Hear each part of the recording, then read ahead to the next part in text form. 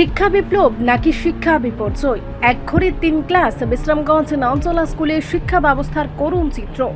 ত্রিপুরায় সরকারের মুখে শিক্ষা বিপ্লবের বড়াই করলেও মাটির বাস্তবতা তার ঠিক উল্টো ছবি তুলে ধরেছে।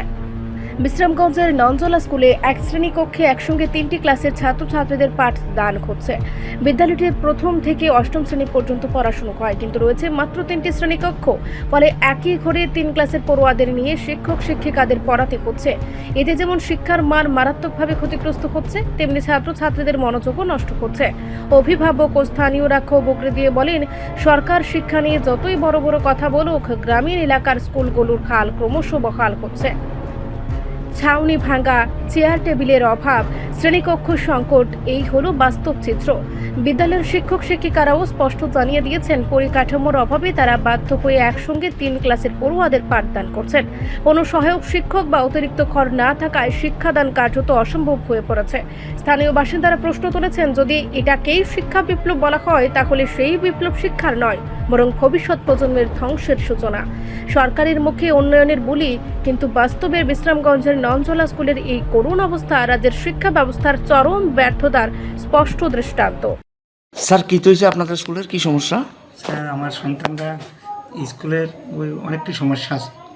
1 নম্বর সমস্যা হয়েছে ক্লাসরুম নাই, মাত্র 3টা ক্লাসরুম আছে, 8টা ক্লাস 1 to 8 পর্যন্ত। এর মধ্যে একসাথে 3টা ক্লাস একসাথে বলার লাগে, পাস করে তো অসুবিধা মাস্টারমশাইরা, অন্য টিচাররা খুব কষ্ট হয়।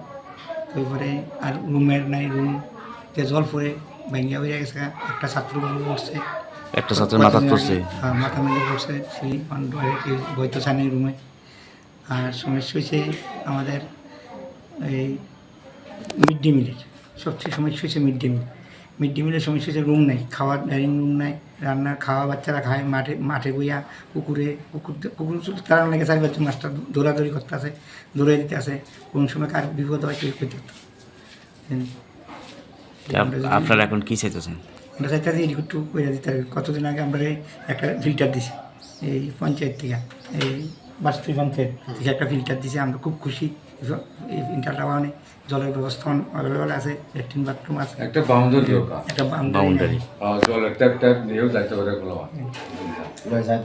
লয়ে যায়। ওই তাই কি উন্নতন করছে, ট্যাপ গেলে ভেলা নাহলে আর ট্যাপ সব ক্লিয়ার হয়ে যায়। এর লেগে বাউন্ডারি করলে ভালো।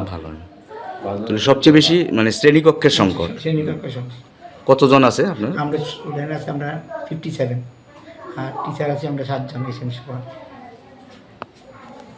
তাহলে আপনাদের মানে স্কুলে বিভিন্ন সমস্যা রয়েছে না? তো আপনারা আইএস বা ইগারে জানাইছি, আমি পিডব্লিউতে জানাইছি, আইএসকে জানাইছি, ডিস্ট্রিক্টে জানাইছি, ব্লকে জানাইছি। কি কইছে তারা? কিছু দেখবো দিয়ে এখন অব্দি কোনো সমস্যা সমাধান? তো এক রুমে মানে 3 ক্লাসের ছাত্রছাত্রীদের বোঝানো কি সম্ভব? একটা ক্লাসে বলে একটা ক্লাসে হজি করে বা ইয়ে করে এরকম। আমরা কতদিন আগে নিপুণের আমার একটা ছাত্রী হয়েছে, সিলেকশন হয়েছে, খুব ভালো ছাত্ররা, আমার ছেলেরা খুবই ভালো, নিজের সন্তান থেকে বেশি, সবাই মাস্টাররা সবাই করে, এই তারা খুবই ভালো, তারা আমরা দিতে পারতেছি, পরিষেবা দিতে পারতেছি। স্যার, আপনার নামটা? আমার নাম সুনীল দেবনাথ। আপনি কি হেডমাস্টার? তারা শিক্ষক? তারা শিক্ষক। কবে প্রতিষ্ঠিত হয়েছিল স্কুলটা? 81।